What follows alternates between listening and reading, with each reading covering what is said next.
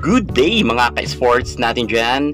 Creamline Cool Smashers, malaki muli ang tsansa na makapasok sa Final Four.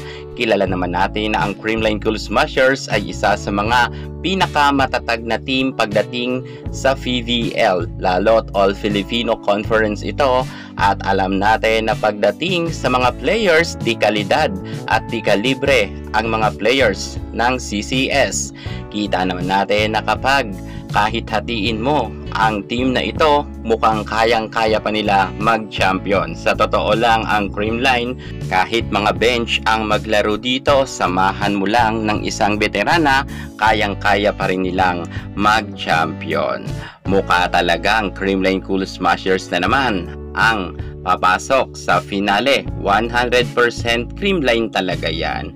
Walang question tayo dyan. Ating pag-uusapan at aalamin kung bakit natin nasabi na sure win muli ang Creamline Cool Smashers. Ngayon pa lang ay atin nang iisa-isahin ang kanilang makakasagupaan at kakalkulahin na natin kung sino ba ang may tsansa lamang na pumasok sa Final Four. At alam nyo, lahat ng makakalaban ng Creamline ngayon ay kayang-kaya nilang pataubin. Panoorin ang ating mga rason kung bakit natin yan nasabi. Pero bago ang lahat, kung bago ka muna sa aking YouTube channel, subscribe na! Click ang ating notification bell para lagi kang updated sa lahat ng issues sa volleyball. Susunod na!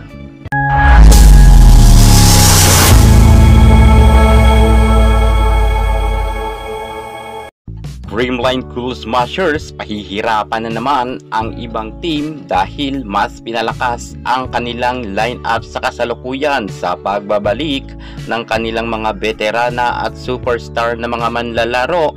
Tsak tayo na sila na naman ang papasok sa finale.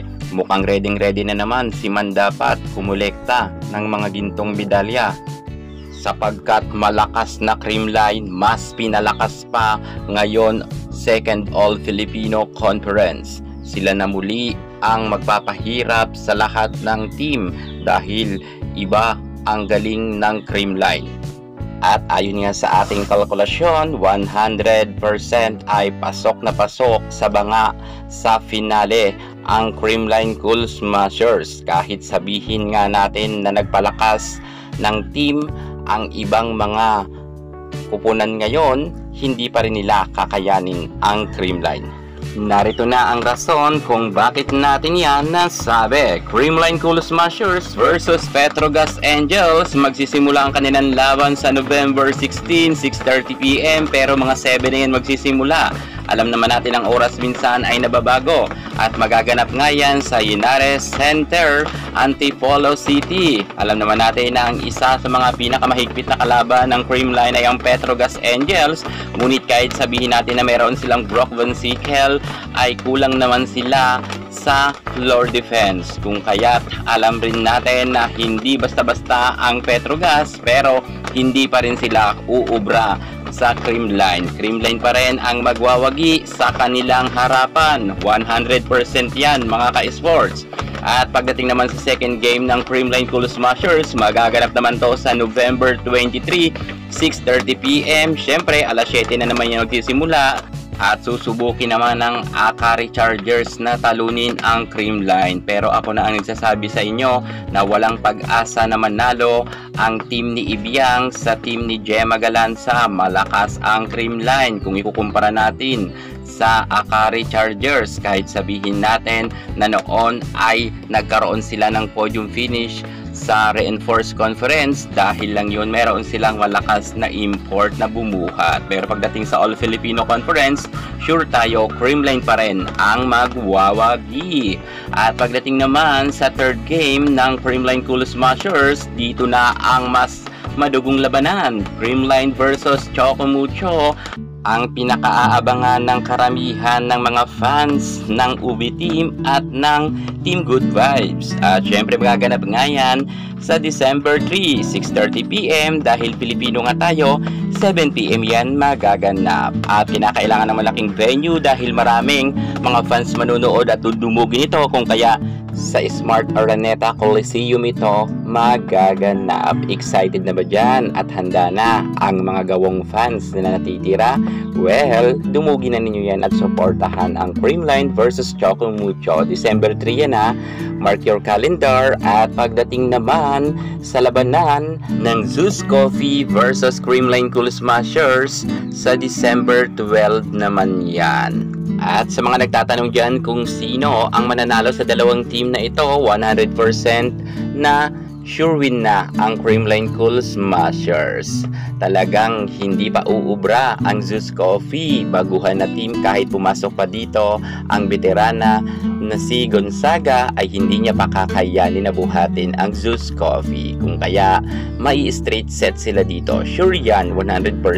At pagdating naman sa 5th game ng Creamline, magbabalik na tayo sa January 18. Creamline Cool Smashers versus Solar Spikers.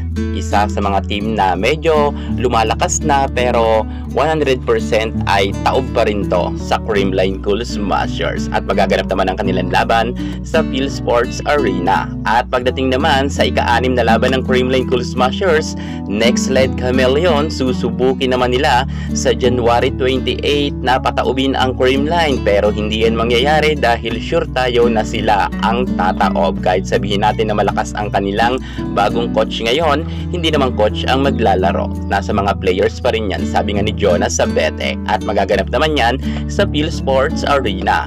At sa ika-7 laban ng Creamline Cool Smashers, February 1 naman ito, magaganap naman ang labanan kontra nga sa Signal HD Spikers. Ito ang isa sa mga pinakamalakas na team na talagang ka-level na ng Creamline, pero hindi pa rin uubra ang Signal.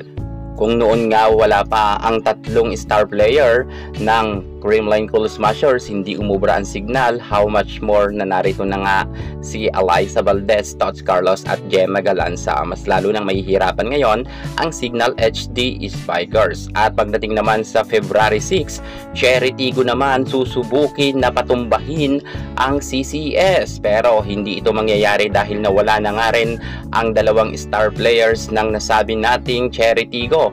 Wala na nga ang Laure Sister at nawala pa rin si Buding Duremdes na magaling nilang libero. 3 players nga ang nalagas sa kanila. Hindi nga makakapaglaro ngayon sa Eya Laure dahil gusto na nga nito lumipat sa ibang team. Bagamat na hold siya ngayon, pero susubukin pa rin ng nasabi nating Eya Laure kung makalipat talaga siya dahil inaayos raw nito ang kanyang papeles. Sinusubukan pa rin daw ng pamunuan or ng kampo ni Laure na ma-release nga ito ng Cherry.